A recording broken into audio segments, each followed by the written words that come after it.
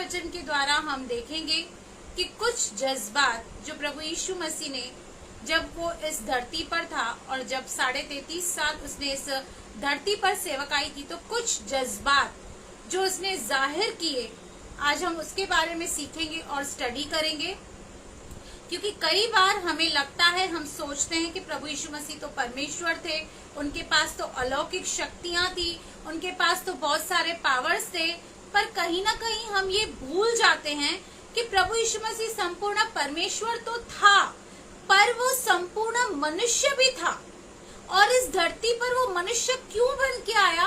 ताकि वो अनुभव कर सके, ताकि वो एक्सपीरियंस कर सके कि जो आज आप और मैं जो चुनौतियां फेस कर रहे हैं, जो कमजोरियां हम अपने देह में फेस कर रहे हैं, जो हम परीक्षाएं अपनी देह में फेस कर रहे हैं, उसे प्रैक्टिकली एक्सपीरियंस करने के लिए प्रभु यीशु मसीह इस धरती पर आया। और ये सारे जज्बात जो मैं एक एक करके आपको बताऊंगी, अंत तक आप बने रहिए कि एक एक जज्बात के द्वारा देखेंगे कि ये सारे जज्बात जो प्रभु यीशु मसीह के अंदर थे, हमारे भी अंदर हैं। और प्रभु यीशु मसीह ने इस धरती पे रहते हुए हर एक उस इमोशन को, हर एक उस जज्बात को खुद जिया है। हालेलुया। क्योंकि कई बार हमें लगता है कि परमेश्वर मेरे हालातों को कहाँ समझ रहा है, परमेश्वर मेरी परिस्थितियों को कहाँ समझ पा रहा है, परमेश्वर मेरे जज्बातों को नहीं समझ पा रहा है। नहीं नहीं नहीं, प्रभु यीशु मसीह आपकी हर एक निर्बलता, आपकी हर एक वीकनेस को, आपके हर एक जज्बात को, आपकी हर एक खुशी को, आपकी हर एक इच्छा को वह बखूबी समझता है। क्योंकि जब वो उस धरती पर था, उसने भी इन सारे जज्बातों को एक्सपीरियंस किया था, अनुभव किया था। तो नंबर 1 जो हम जज्बात देखेंगे कि वो है आनंद का। क्या प्रभु यीशु मसीह आनंदित रहते थे? बिल्कुल, हर समय, हर परिस्थिति में प्रभु यीशु मसीह हमेशा आनंदित रहते हैं, क्योंकि प्रभु का आनंद हमारी ताकत है। तो आनंद का मतलब क्या है? जब सब कुछ अच्छा हो हमारे जीवन में, तब तो आनंद मनाना आसान है। लेकिन आनंद की जो परिभाषा है, जो डेफिनेशन है, जो मीनिंग है, वो ये है कि हम चाहे तूफानों में रहें, चाहे समस्याओं में रहें, चाहे कठिनाइयों में रहें, अगर फिर भी वहां हम संतोष सहित रह सकते हैं, एक पीस के अंदर रह सकते हैं, एक रेस्ट के अंदर रह सकते हैं, तो हम ये कह सकते हैं कि प्रभु का आनंद हमारे अंदर है। हालेलुया। प्रभु यीशु मसीह ने यूहन्ना 15 के 10 और 11 में देखिए क्या कहा। प्रभु ने कहा, यदि तुम मेरी आज्ञाओं को मानोगे तो मेरे प्रेम में बने रहोगे, जैसे कि मैं अपनी पिता की आज्ञाओं को माना है और उसके प्रेम में बना रहता हूँ। मैंने ये बातें तुम्हें इसलिए कही हैं कि मेरा आनंद तुम में बना रहे। प्रभु चाहता है कि प्रभु का आनंद हमारे अंदर हमेशा बरकरार रहे। ऐसा नहीं कि सब कुछ जब हमारे हिसाब से हो रहा है, जब सब कुछ अच्छा हो रहा है, तब हम आनंद बनाए। नहीं, प्रभु चाहता है कि प्रभु का आनंद हमारे अंदर स्थिर रहे, बना रहे, चाहे समस्याएं कितनी भी हमारे जीवन में क्यों ना हो, कठिनाइयां कितनी भी हमारे जीवन में क्यों ना हो, विपत्तियां कितनी भी हमारे जीवन में क्यों ना हो।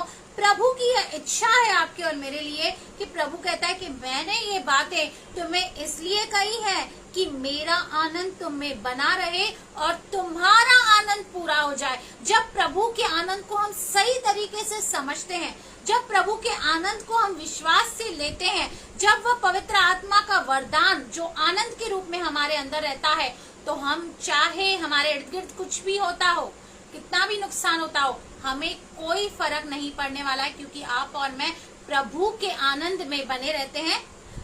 यूहन्ना 15 का 11, यूहन्ना 15 का 11 वचन है। सिस्टर रेफरेंस दीजिए।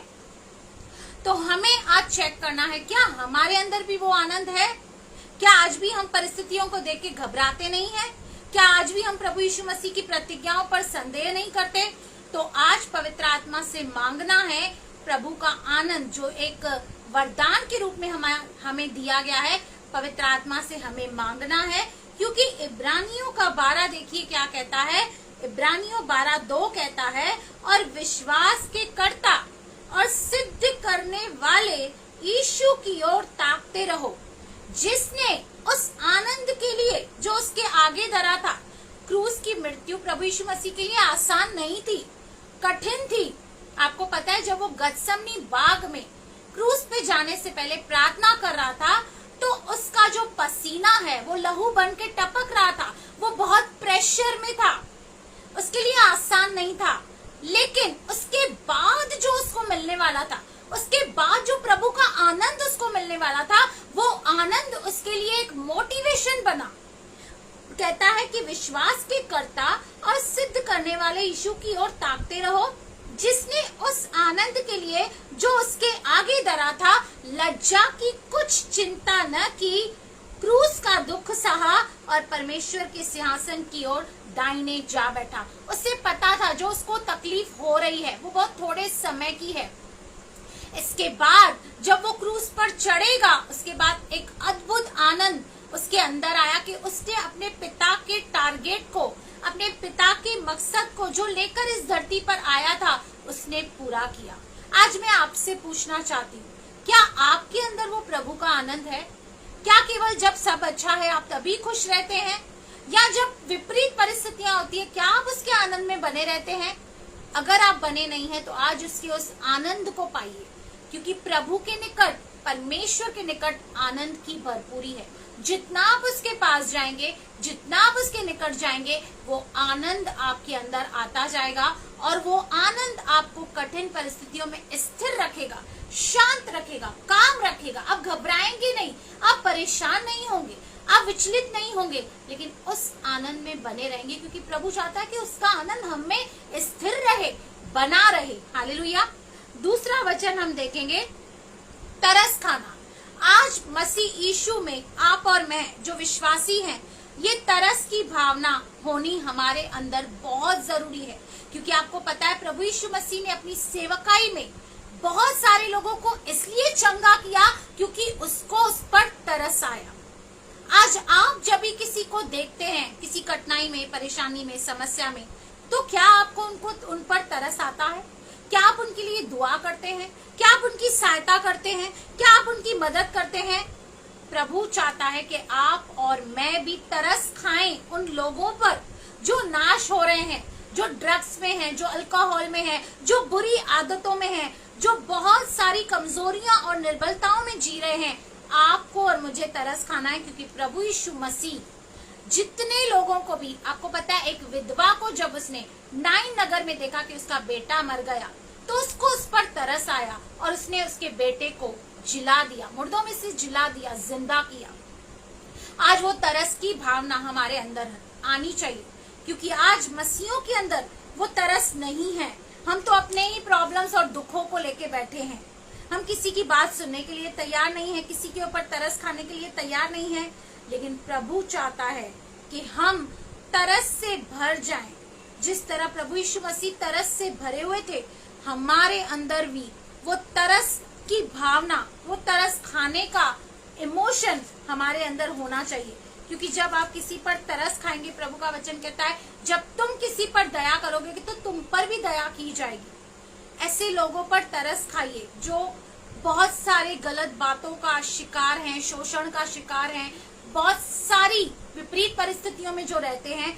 आपको और मुझे उन पर तरस खाना है। हालेलुया। क्योंकि मत्ती 14 का 13 और 14 वचन देखिए क्या कहता है। जब यीशु ने यह सुना तो वह नाव पर चढ़ के वहां से किसी सुनसान जगह को एकांत में चला गया। लोग यह सुनकर नगर नगर से पैदल ही उसके पीछे हो लिए। उसने निकलकर एक बड़ी भीड़ देखी और उन पर तरस खाया और उनके बीमारों को चंगा किया। जब प्रभु यीशु मसीह ने बड़ी भीड़ को देखा आते हुए, तब प्रभु यीशु मसीह ने उन पर तरस खाया और तरस के कारण ही लिखा है उसने चंगाई की।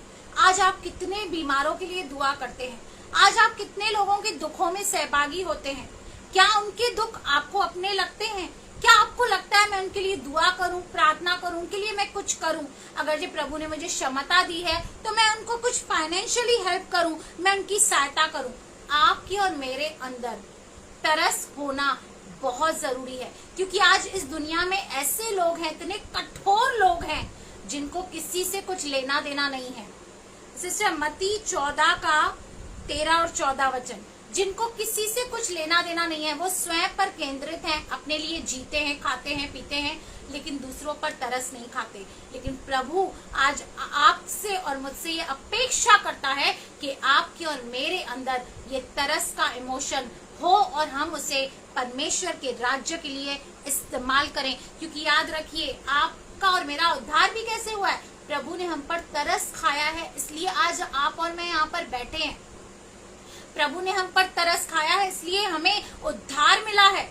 अगर जे हम दूसरों पर तरस नहीं खाएंगे तो उनको हम कैसे मसीह के पास लेकर आएंगे, कैसे मसीह का प्यार उनके ऊपर प्रकट करेंगे? तो इस तरस को अगर जे आपके अंदर नहीं है तो इस तरस को भी हमें अपने अंदर लाना है। तीसरा इमोशन जो जज्बात में आपको बता रही हूँ वो है गुस्सा। ठीक है, एक होता है गुस्सा, एक होता है आत्मिक गुस्सा। विश्वासी होने के नाते आपके और मेरे अंदर आत्मिक गुस्सा होना बहुत जरूरी है। क्योंकि जब हम कुछ गलत होते हुए देखते हैं, जब हम ऐसी चीजें होते हुए देखते हैं जो वचन के अगेंस्ट में है, शिक्षा के अगेंस्ट में है, परमेश्वर के वचन के अगेंस्ट में है, तो आपको और मेरे अंदर एक गुस्सा, एक क्रोध आना चाहिए इन बातों के प्रति।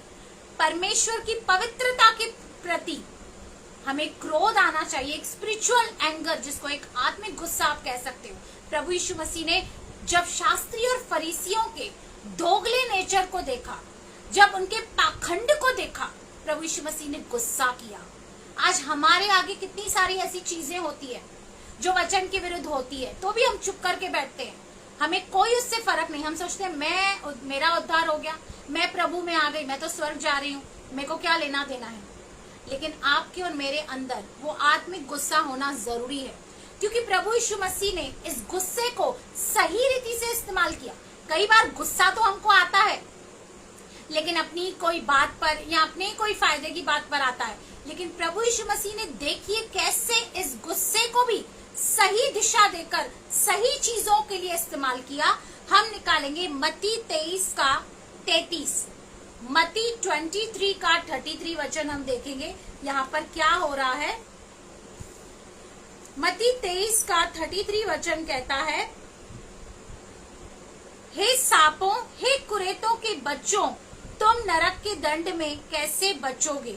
यहाँ पर प्रभु यीशु मसीह, मैंने आपको बताया कि शास्त्री और फरीसियों को गुस्सा कर रहा है और उन्हें कह रहा है कि तुम नरक के दंड से कैसे बचोगे।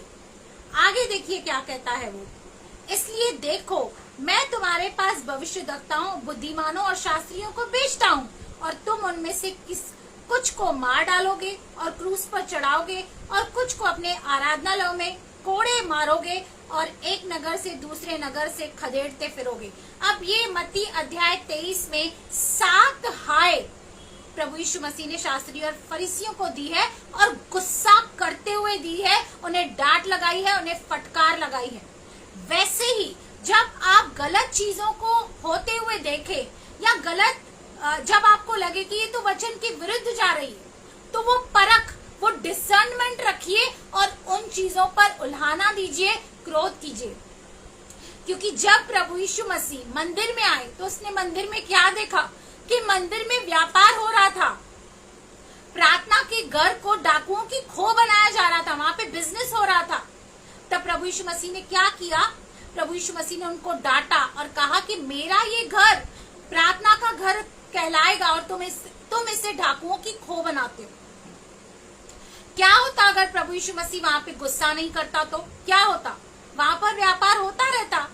लेकिन आपको और मुझे आज परमेश्वर से वो बुद्धि, वो विजडम मांगना है कि कहाँ हमको गुस्सा दिखाना है, कहाँ नहीं दिखाना है। अगर जी कोई भी ऐसी बात है जहाँ पर आपको लगता है कि हमें आत्मिक गुस्सा दिखाना है, तो वहां पर हमें आत्मिक गुस्सा दिखाना चाहिए।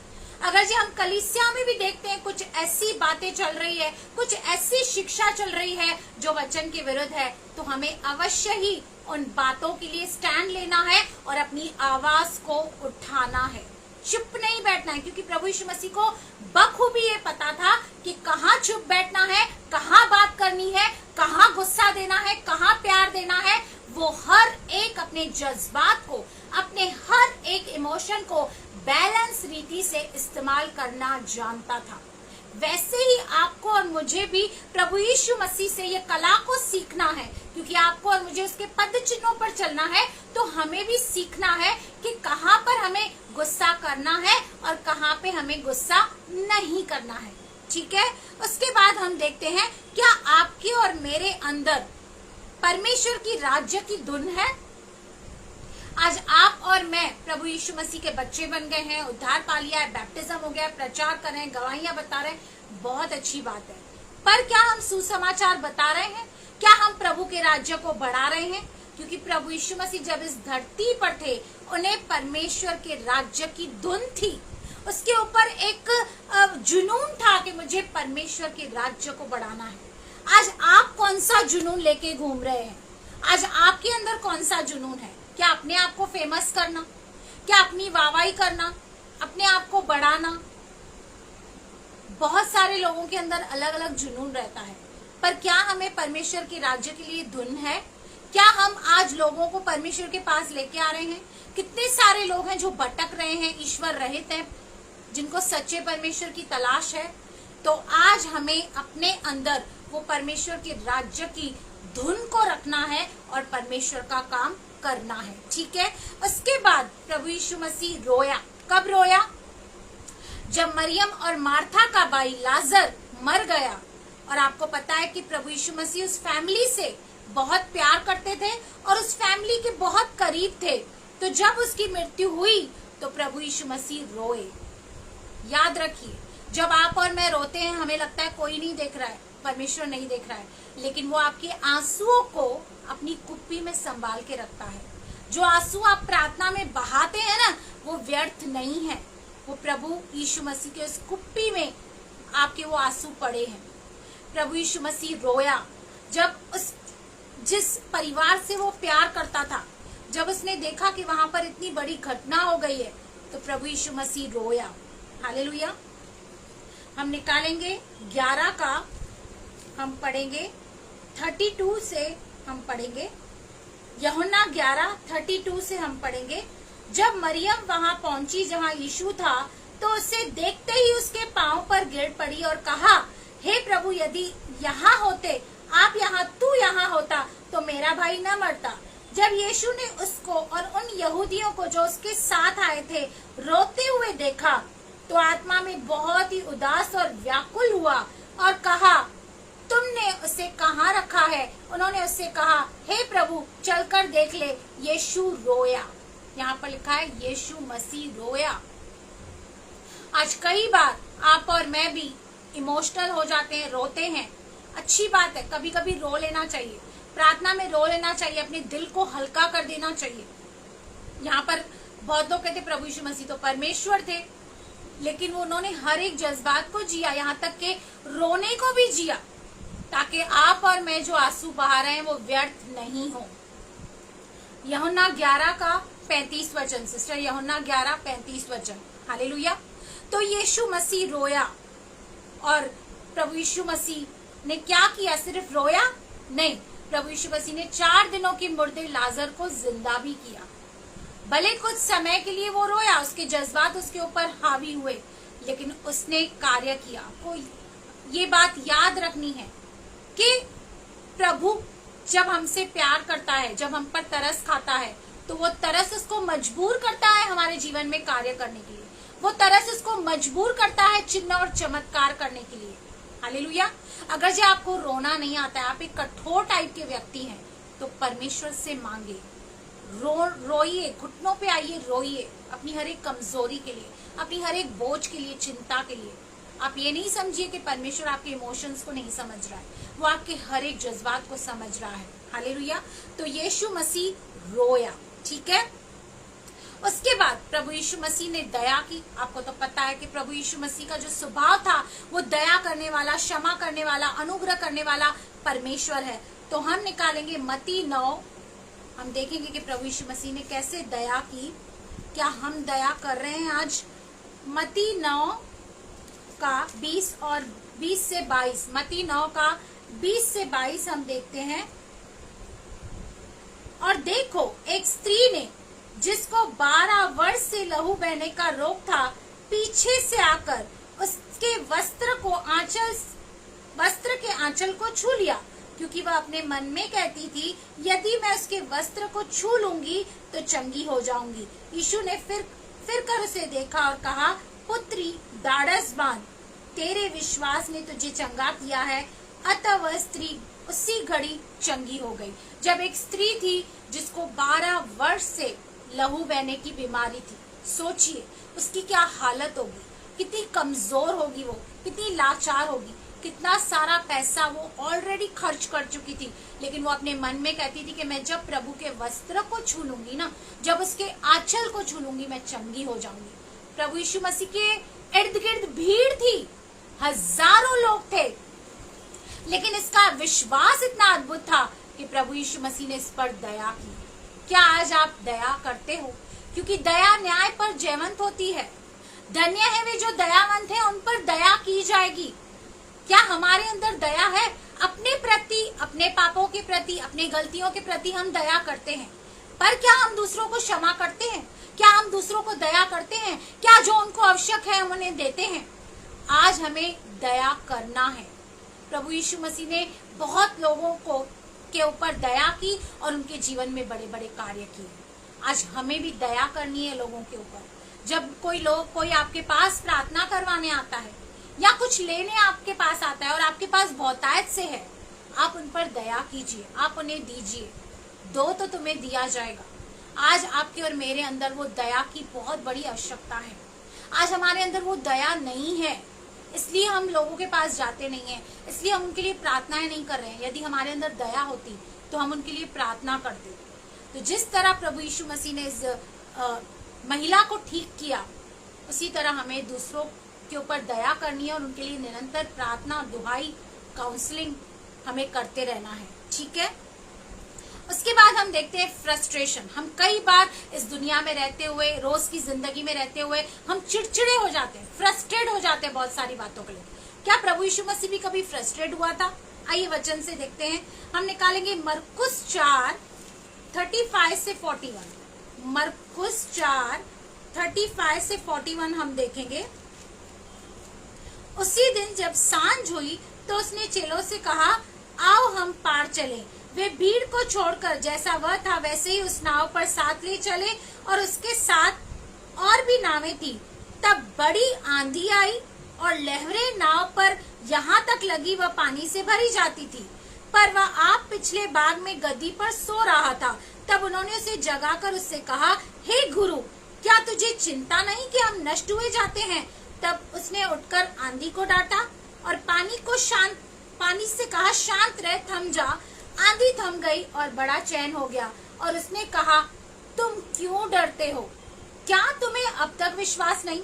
जब प्रभु यीशु मसीह अपने चेलों को इतने सारे चिन्ह चमत्कार दिखा चुके थे, 5000 लोगों को खिला चुके थे, तब भी चेले क्या करते थे? डर जाते थे, संदेह करते थे और प्रभु यीशु मसीह फ्रस्ट्रेट हो जाते थे कि मैं तुम्हें अभी कितनी सहूंगा, हे अल्पविश्वासियों। हालेलुया। कई बार आप और मैं भी ऐसे ही करते हैं। आपके और मेरे जीवन में भी प्रभु ने कितने चमत्कार किए हैं, कितनी गवाहियां की हैं, लेकिन कई बार जब छोटी सी समस्या आ जाती है हम घबरा जाते हैं और कहते हैं, प्रभु तू कहाँ है? हमारे जीवन में आंधी आ रही है, तूफान आ रहा है और आप सो रहे हैं, हमारे जीवन में कार्य नहीं कर रहे, हमारी प्रार्थना को नहीं सुन रहे। प्रभु कहता है, क्या तुम में अभी तक विश्वास नहीं है? इतनी चीजें मैंने तुमको प्रैक्टिकली करके दिखाई है, फिर भी तुम संदेह कर रहे हो, फिर भी तुम डाउट कर रहे हो, फिर भी तुम अविश्वास कर रहे हो। मैं तुम्हारी कब तक सहूंगा? तो हमें डाउट नहीं करना है, क्योंकि जब आप और मैं डाउट करते हैं ना, संदेह करते हैं, तो प्रभु यीशु मसीह फ्रस्ट्रेट हो जाते हैं, प्रभु यीशु मसीह इरिटेट हो जाते हैं। जैसे वो चेलों के ऊपर अपनी फ्रस्ट्रेशन को निकालते हैं और कहते हैं कि क्या वे बहुत डर गए। और प्रभु ने कहा उनको, तुम क्यों डरते हो? क्या तुम्हें अब तक विश्वास नहीं है? मेरे साथ रहते हो, मेरे साथ उठते हो, खाते हो, पीते हो, अभी तक तुम्हारे पास वो विश्वास नहीं है कि मैं अगर जी तुम्हारे नाव में हूँ तो आंधी आने दो, तूफान आने दो, मैं हूं ना, शांत करूंगा। वैसे ही अगर जब प्रभु यीशु मसीह को आपने उद्धारकर्ता करके स्वीकार किया है तो वो आपके नाव में आ गया है। आंधी आने दीजिए, तूफान आने दीजिए, समस्याएं आने दीजिए, कठिनाइयां आने दीजिए, कोई बात नहीं। जब उसका समय आएगा वो आपके उस नाव में, आपके उस जीवन में कार्य करेगा और आपको वो दिखाएगा कि वो जिंदा परमेश्वर है। हालेलुया। उसके बाद क्षमा करना। ये तो सबसे बड़ी क्वालिटी है प्रभु यीशु मसीह की। हालेलुया। आज आप और मैं लोगों को सिर्फ शब्दों से क्षमा करते हैं, मन के किसी ना किसी कोने में तो पड़ा ही रहता है, ठीक है। लेकिन प्रभु यीशु मसीह कैसे क्षमा करते थे, आज हमें सीखना है। हम निकालेंगे मत्ती 5 का 43 से 47 हम पढ़ेंगे। मत्ती 5 43 से 47 हम पढ़ेंगे। तुम सुन चुके हो कि कहा गया था कि अपने पड़ोसी से प्रेम रखना और अपने बैरी से बैर, क्योंकि पुराने नियम में टिट फॉर टैट था, ठीक है। प्रभु यीशु मसीह ने कहा ये तो पुराने नियम की बात है, ये तो तुम सुन चुके हो, परंतु मैं तुम्हें नई आज्ञा देता हूँ। परंतु मैं तुमसे यह कहता हूँ कि अपने बैरियों से प्रेम रखो और अपने सताने वालों के लिए प्रार्थना करो। आज आप में से कितने ऐसे लोग हैं जो अपने बैरी से प्यार कर सकते हैं? और ये मेरे लिए भी है, मैं सिर्फ आपको नहीं बोल रही हूँ, ये मेरे लिए भी है। क्या हम उनके लिए प्रार्थना करते हैं? क्या हमारा मन भी होता है क्या उनके लिए प्रार्थना करने का? आगे कहता है, जिससे तुम अपने स्वर्गीय पिता की संतान ठहरोगे। मतलब अगर जी मैं उनको क्षमा नहीं कर रही हूँ, अगर जी मैं उनके लिए प्रार्थना नहीं कर रही हूँ, तो फिर यूहन्ना 1:12 का वचन मेरे ऊपर लागू नहीं होने वाला है, मैं परमेश्वर की संतान नहीं बन सकती। लेकिन प्रभु कह रहा है अगर जी तुम ये करते हो तो तुम मेरी संतान ठहरोगे, क्योंकि वह भले और बुरे दोनों पर अपना सूर्य उदय करता है। कितने सारे लोग हैं जो प्रभु यीशु मसीह को गालियां देते हैं, भला बुरा कहते हैं ये अंग्रेजों का भगवान है, यहाँ पर ये होता है वो होता है। प्रभु यीशु मसीह क्या उनसे नफरत करते हैं? नहीं। प्रभु यीशु मसीह धर्मी और अधर्मी दोनों पर अपना सूर्य उदय करता है, वो सबसे प्यार करता है, क्योंकि प्रभु को पता है वो अभी अज्ञानता में है। आगे कहता है वह धर्मी और अधर्मी दोनों पर मेघ बरसाता है, क्योंकि यदि तुम अपने प्रेम रखने वालों से प्रेम रखो तो तुम्हारे लिए क्या फल होगा? क्या महसूल लेने वाले भी ऐसा नहीं करते? यदि तुम केवल अपने भाइयों ही को नमस्कार करो तो कौन सा बड़ा काम करते हो? क्या अन्य जाति भी ऐसा नहीं करती? इसलिए चाहिए कि तुम सिद्ध बनो जैसे तुम्हारा पिता सिद्ध है। हालेलुया। एक अल्टीमेट आज्ञा जो प्रभु यीशु मसीह आपको और मुझे दे रहा है वो ये है कि जब हम अपने बैरियों से प्रेम करते हैं, जब हम उनके लिए प्रार्थना करते हैं, हम परमेश्वर की संतान बन जाते हैं और हम सिद्ध भी बन जाते हैं। हालेलुया। तो हमें क्या करना है? हमें दिल से क्षमा करना है। मुझे पता है कई बार बहुत डिफिकल्ट हो जाता है, कई बार ऐसी सिचुएशंस होती है कि हम नहीं कर पाते हैं, पर पवित्र आत्मा जो हमें दिया गया है, न बल से न शक्ति से, परंतु पवित्र आत्मा की सामर्थ्य से हम उनके लिए दुआ तो कर सकते हैं, हम उनके लिए प्रार्थना तो कर सकते हैं। जब हम उनके लिए कंटिन्यू दुआ प्रार्थना करते रहेंगे तो एक समय ऐसा आएगा कि आपके मन में जो खटास है, जो क्षमा है उनके लिए, वो आपके मन से निकल जाएगी। आप करके देखिए, प्रैक्टिकली मैंने ये किया हुआ है, क्योंकि पिछले समय में कुछ ऐसे व्यक्ति थे जिनको मैं क्षमा नहीं कर पा रही थी। मैं अपनी कमजोरी मानने में मुझे कोई भी शर्म नहीं आती है, क्योंकि मुझे पता है कि आप और मैं इस बात में कमजोर हैं। पर मैं क्षमा नहीं कर पा रही थी, लेकिन मैंने उनके लिए निरंतर प्रार्थना करती रही। एक समय ऐसा आया कि मेरे अंदर से जो भी बातें थी, मन मुटाव था, जो भी कंप्लेंट्स थी, वो निकल गई और मैंने उन्हें अभी कंप्लीटली फॉरगिव कर दिया है। हालेलुया। वैसे ही आप और मैं भी कर सकते हैं, आप भी कर सकते हैं, क्योंकि पता है हमें लगता है कि मैं इसको फॉरगिव नहीं कर रही हूँ तो हमें अच्छा लगता है, लेकिन इसमें हमारा बहुत बड़ा नुकसान है। हमारी प्रार्थना स्वर्ग तक नहीं पहुंचती, यहाँ तक कि हम परमेश्वर की संतान भी नहीं बनते। तो हम क्यों अपना नुकसान करें? क्यों हम यहाँ तक आके अनंत जीवन से वंचित हो जाएं? तो हमें दिल से अपने अपराधियों को, अपने शत्रुओं को क्षमा करना है। हालेलुया।